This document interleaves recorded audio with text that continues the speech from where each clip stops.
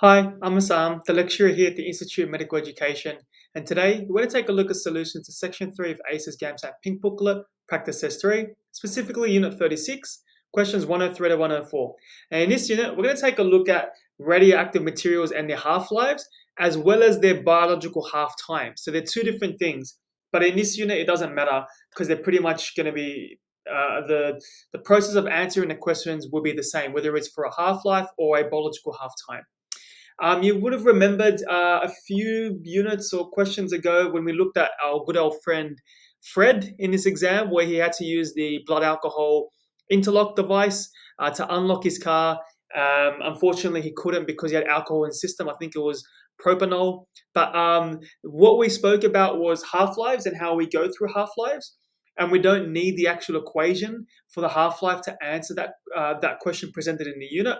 Same here. You don't need the equation for the half-life to answer. You just need to conceptualize what's happening. So if we take a look then at question 103, it says we have a radioactive material with a half-life of 10 minutes. That means every 10 minutes, if we start off with 100%, as I've got here, every 10 minutes, we're going to half the material because it's going to get either degraded or transmutate, or as they say here, transmutate. So it's going to transmutate every 10 minutes. So after 10 minutes, we're going to have 50%. After 20 minutes, it's going to go half, 25%. 30 minutes, 12.5%, and so on. The question is saying, how long would it take for 90% of the material to be transmuted? So we see 90% if we draw out this table like this, hopefully in the GAMSAT, you have enough. I know it's getting towards the end of the exam, but you have enough space on the pieces of paper that ACER has provided that you can draw a little table somewhere in the corner, and you can see, or so a table that looks like this, I guess. And you can see that 90% is between here. So 90% is between these two regions. So therefore, our answer has to be B, between 30 and 40 minutes. Just by drawing a table, we can see clearly that we're going to have 90% of the material transmuted, or we're going to have 10% left of our material between 30 and 40 minutes. So now if we take a look at 104, same principle. However, they did kind of try to trick you by saying, well, a patient is injected with a radioactive isotope that has a half-life of several days. So the half-life is several days. But it's telling you that we have to figure out what its biological half-time is. So it says in the unit stimulus that radioactive half-life is independent of its biological half-time. So the information they gave you in 104, the first sentence, is irrelevant. We don't need to know that. They're just trying to throw you off.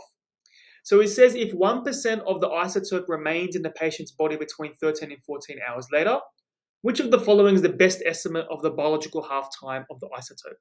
So what you do is I'd probably just use the same table in the exam, and you can see that, remember, we have 100%, then it goes down to 50, then 25, then 12.5 at every single interval for half-life, or in this instance, biological half-time. We know that we've given time points as 1 hour, 2 hour, 3 hours, or 14 hours.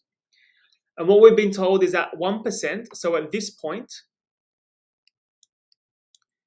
it's going to be 14 hours. So it's going to be 14 hours at this point. So straight away we know we have to have a number here. So let's say, for example, if we had 1 hour.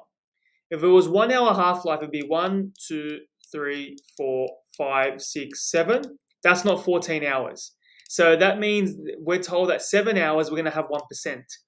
That's not true. So 1 hour is incorrect.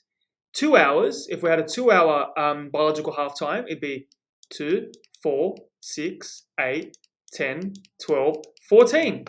So that's correct. So B is the correct answer. But let's just take a look at the other answers anyway, just to knock them off.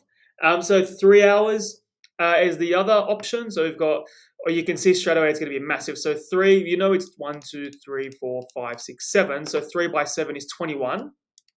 So for 3 hours, you're going to have 1% material after with a 3 hour half-life, you're going to have 1% material after 21 hours, which is too long, so it's incorrect. And then if you had 4 hours, so 4 by 7 is going to be 28, that's obviously incorrect. So the correct answer has to be 2 hours, which gives us the 14 hours which gives us 1% of our material after 14 hours. So the answer is a 2-hour biological half time. So don't get confused. The biological half time and the half life are independent of each other. So whatever this radioactive isotope is, it has a half life of several days, but a biological half time of 2 hours. So if you're still having a difficulty with this unit, I think, look, the important thing is ACER loves asking questions about half-life. You saw that in his exam. It's been there a couple of times because it's hard to conceptualize half-life if you don't have the equation. If you have the equation, you can get the half-life straight away. But I know some students find it difficult to conceptualize. Try to do it in the exam. Try to draw the table where you got 150, 25. So the percentage is always going to half. And then you just have to fill in the blanks for time. If you do that, you should be fine.